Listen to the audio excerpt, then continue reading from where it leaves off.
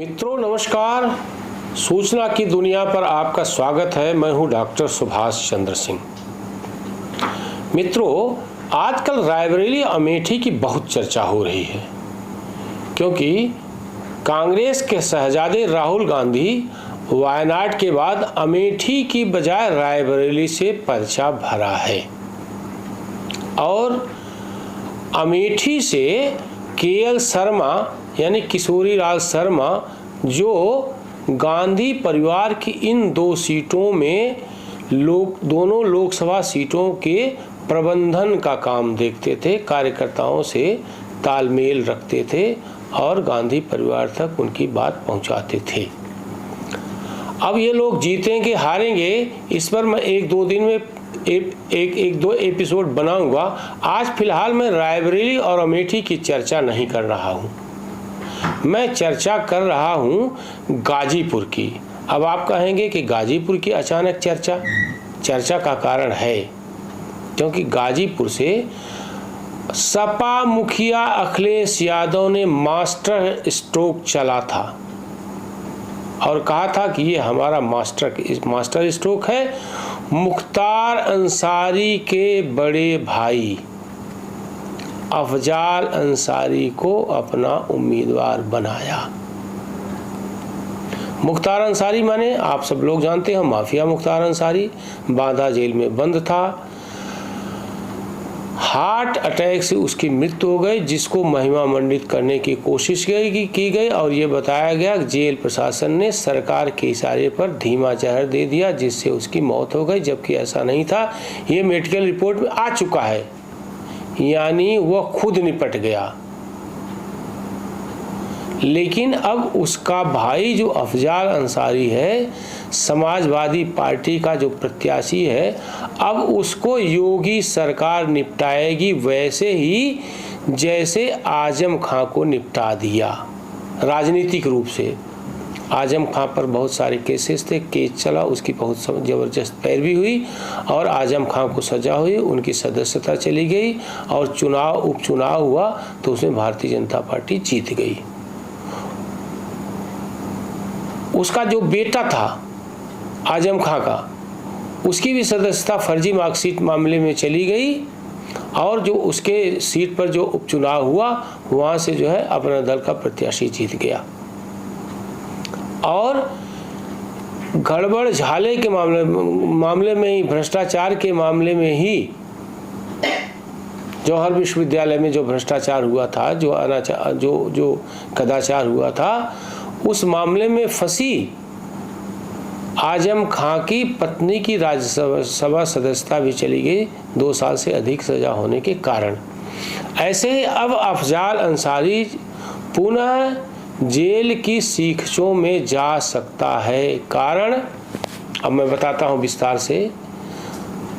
Bharatiya Janata party के विधायक कृष्णानंद राय हत्याकांड में मुख्तार अंसारी को सजा भी हुई थी, वह जेल में था और मृत्यु हो गई। उसी मामले में साजिशकर्ता के रूप में शामिल अफजाल अंसारी, जो मुख्तार अंसारी का भाई है, उसको उत्तर प्रदेश सरकार की प्रभावी पैरवी के कारण गैंगस्टर एक्ट में 4 साल की सजा और 1 लाख का जुर्माना हुआ था 23 अप्रैल 2023, यानी 1 साल पहले, और वह जेल भी चला गया। सजा होते ही उसकी संसद सदस्यता चली गई। अब संसद कैसे बना था वो मैं संक्षेप में बता दूं। 2019 में सपा बसपा का संयुक्त गठबंधन था और मनोज सिन्हा को अफजाल अंसारी ने सपा बसपा के जनाधार के भरोसे हरा दिया था। वही मनोज सिन्हा जो 2014 में अफजाल अंसारी को हरा चुके थे, जो इस समय जम्मू कश्मीर के उपराज्यपाल हैं। उसकी संसद सदस्यता चली गई। संसद सदस्यता जाने के बाद वह हाई कोर्ट गया, हाई कोर्ट ने उसको जमानत दे दी। फिर वह सदस्यता को निलंबित करवाने के लिए वह सुप्रीम कोर्ट चला गया। सुप्रीम कोर्ट ने सदस्यता तो उसकी नहीं बहाल की, हाँ उसकी सज़ा को जरूर निलंबित कर दिया। इससे उसकी सदस्यता वापस आ गई संसद की। और उसने मतलब सुप्रीम कोर्ट ने हाई कोर्ट को निर्देश दिया कि 30 जून 2024 यानी जो 30 जून आने वाली है, इस मामले का हाई कोर्ट निपटारा करे। हाई कोर्ट में मामला गया, अफजाल अंसारी गया कि हमारी सज़ा को जो है माफ़ कर दिया जाए, हमारी सज़ा जो है अवैध है, खारिज कर दिया जाए। जस्टिस संजय कुमार सिंह के यहाँ यह मामला पड़ा गया है। संजय कुमार सिंह के यहाँ यह मामला एकल बेंच में गया है और उसकी सुनवाई 3 मई को थी। लेकिन उधर अफजाल अंसारी सज़ा माफ़ करवाने के लिए गया, इधर राज्य सरकार ने सज़ा बढ़ाने की अपील कर दी हाई कोर्ट में कि ये सज़ा 4 साल की कम है क्योंकि अपराध बड़ा था। कृष्ण राय की निर्मम हत्या की गई थी, AK-47 गोलियों से उसको भून दिया गया था, 6 अन्य लोग मारे गए थे। अपराध बड़ा था और सज़ा कम है। तो जब ये मामला हाई कोर्ट के पास गया, मतलब जस्टिस संजय कुमार सिंह की बेंच के सामने, तो उन्होंने कहा कि अब इसको सुनवाई 13 को होगी, 13 मई को होगी, दोनों की सुनवाई की जाएगी, इनकी सज़ा माफ़ की जाए या नहीं। दूसरा, राज्य सरकार की जो अपील है कि सज़ा बढ़ाई जाए या नहीं, दोनों केसेस की सुनवाई होगी, यानी सुनवाई लंबी भी हो सकती है और 13 मई उसकी तारीख है। अब मैं जब कह रहा था कि योगी इसको राजनीतिक रूप से निपटाना चाहते हैं, तो मैं उसका कारण बताऊं।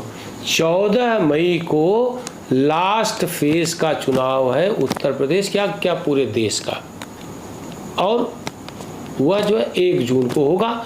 14 मई नामांकन की अंतिम तारीख है।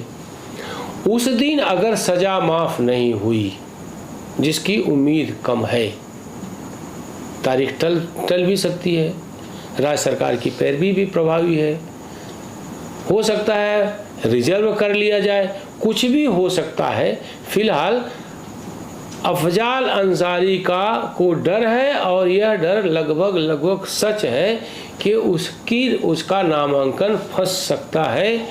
इसलिए समय रहते उसने अपनी बेटी नुसरत अफजाल को भावी उम्मीदवार घोषित कर दिया है। उसने कहा कि मेरी 3 बेटियां जो है वो ईश्वर ने, अल्लाह ने दी हैं, उसमें अपनी बड़ी बेटी नुसरत को मैं अपना उत्तराधिकारी घोषित करता हूँ।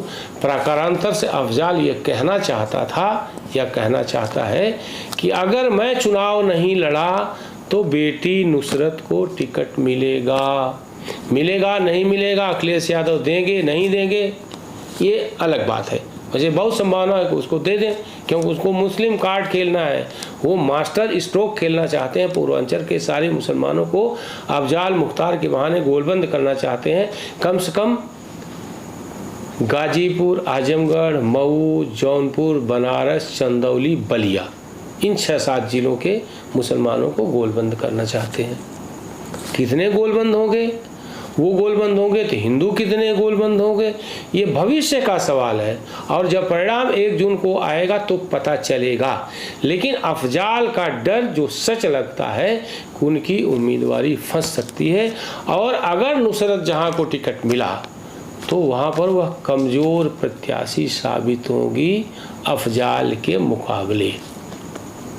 अखिलेश ने वैसे मास्टर स्ट्रोक ठीक खेला है।